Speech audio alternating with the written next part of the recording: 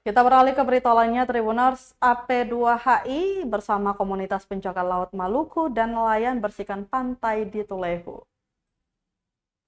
Meriahkan Hari Peduli Sampah Nasional, Asosiasi Pole and Line dan Handline Indonesia atau AP2HI bekerja sama dengan komunitas penjaga laut Maluku menggelar aksi lingkungan. Aksi ini berlangsung di kawasan pesisir pantai Dusun Tanjung Air Panas, Negeri Tulehu, Rabu 21 Februari 2024 dengan melibatkan nyaris 100 orang. Selain AP2HI dan komunitas penjaga laut, Maluku juga ikut berpartisipasi Babinsa, para nelayan beserta istrinya.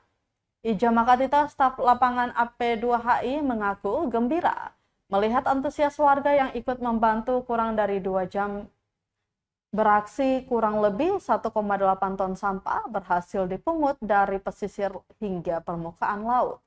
Sampah yang dominan adalah plastik dan batang pohon. Sampah-sampah yang terkumpul selanjutnya akan dibuang ke tempat pembuangan akhir atau TPA atau Sapu, Kota Ambon. Ia juga mengharapkan dari aksi ini agar anak-anak muda sama-sama menjaga lingkungan.